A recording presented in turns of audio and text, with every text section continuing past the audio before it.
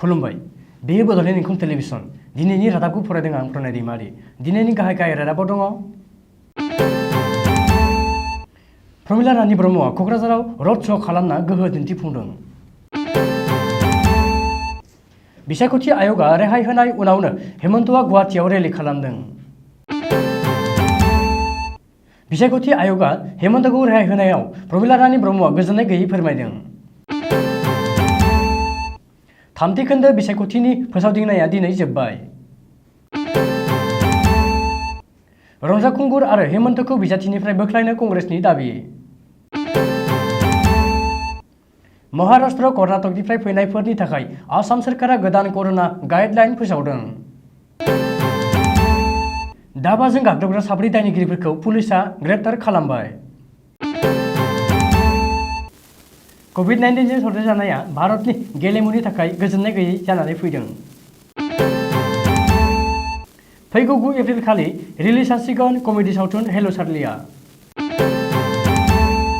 दानिया आबुं रादाब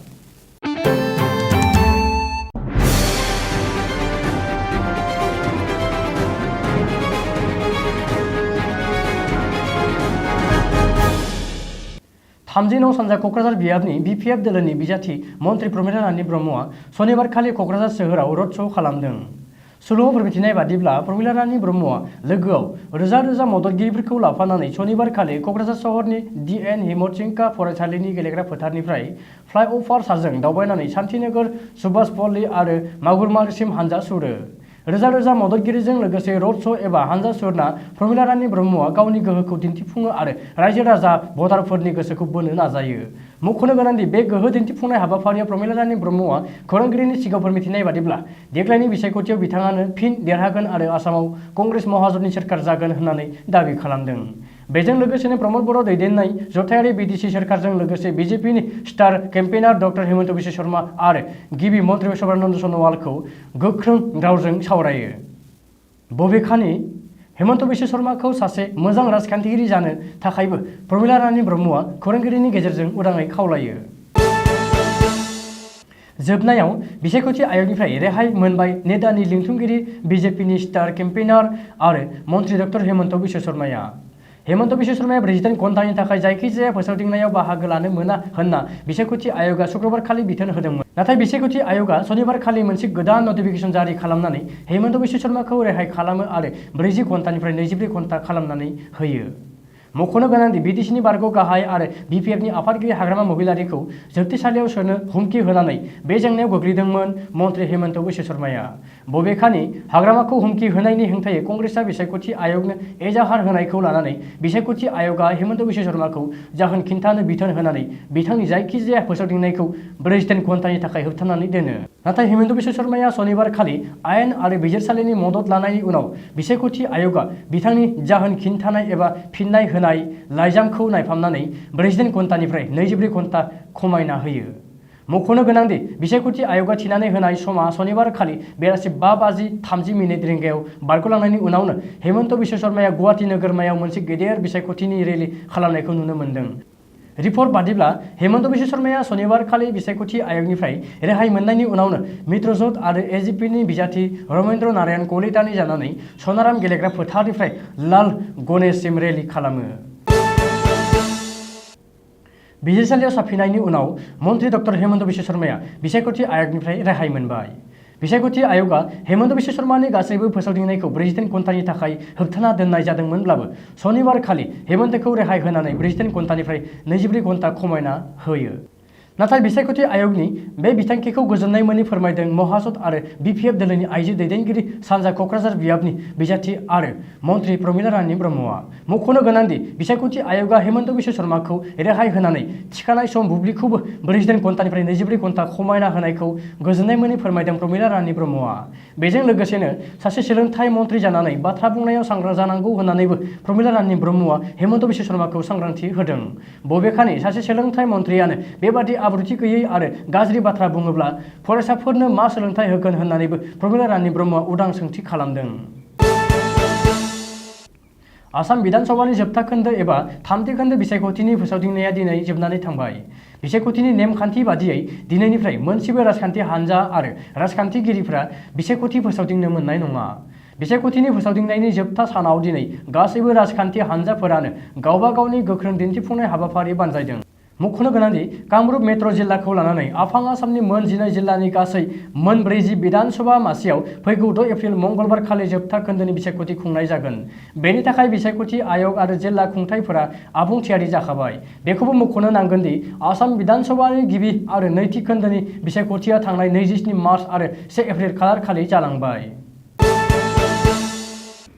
रंजाखुंगुर बसुमतारी आरो डक्टर हेमन्त बिश्व शर्मानि बिसायख'थिनि बिजाथिखौ केन्सेल खालामना होनो दाबि खालामदों आसाम प्रदेश कंग्रेस कमिटिया। मख'नो गोनांदि बिसायख'थिनि सिगां बिसायख'थिनिफ्राय आखाइ दैखांना आरो दोलो नागारना बिजेपिआव हाबहैनाय 52 नं तामुलपुर बिधानसभा बियाबनि बिपिएफ आरो महाजननि बिजाथि रंजाखुंगुर बसुमतारी एबा रामदास बसुमतारीनि बिजाथिखौ केन्सेल खालामना होनो दाबि खालामदों कंग्रेसआ।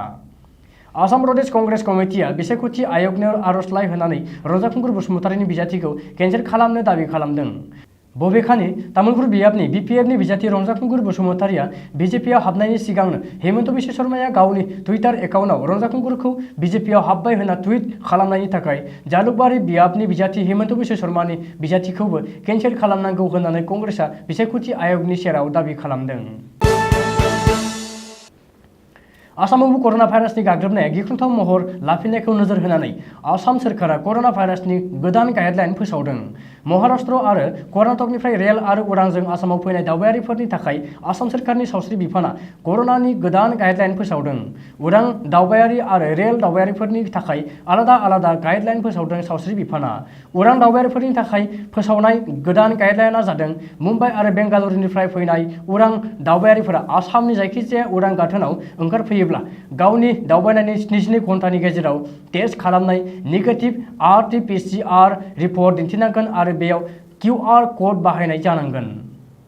गासैबो गाइडलाइनफोरा नेगेटिभ RT-PCR टेस्ट रिपर्ट लाबोनाय दावबायारिफोरखौल' मुम्बाइ आरो बेंगालुरु उरां गाथोनाव बर्डिंनि थाखाय गनायथि होगोन। RT-PCR टेस्ट रिपर्ट लायालासेनो फैनाय दावबायारिफोरा गावनि निजा रां गारनानै COVID-19 टेस्ट खालामफैनांगोन आरो कर'नानि प्रट'कलखौ मानिनांगोन। ओरैहाय महाराष्ट्र आरो कर्नाटकनि गेजेरजों फैनाय गंफ्रोमबो रेल गारिनि दावबायारिफोरखौ आसामनि रेल स्टेशनफोराव टेस्ट खालामनाय जागोन। बे टेस्टआव कर'नानि लैखोन थानाय दावबायारिफोरा प्रट'कल बादियै COVID-19 टेस्टनि थाखाय थाहैनांगोन। भारतनि गेलेगिरिफोरनि देहायाव COVID-19 पजिटिभ सन्देरनाया सोराङाव फैदों।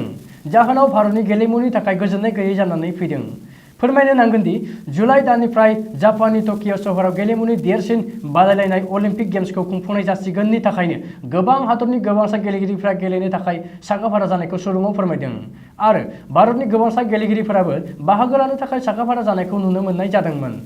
नाथाय भारतनि गेलेगिरिफोरनि देहायाव COVID-19 नि पजिटिभ सन्देरनायखौ मोननाय जादों। सुलुङाव फोरमायनाय जायोदि भारतनि साबा गेलेगिरिफोरनि देहायाव कभिड सन्देरनाय रिपर्टखौ मोननाय जादों। जाहोनाव भारतनि गेलेमुनि थाखाय गोजोननाय गैयै सम जानानै फैदों। कभिडजों सन्देरजानाय भारतनि साबा गेलेगिरिफोरखौ आइसोलेट खालामनायजों लोगोसे 14 साननि थाखाय क्वारेन्टाइनआव दोननाय जादों होननानै सुलुङाव फोरमायदों।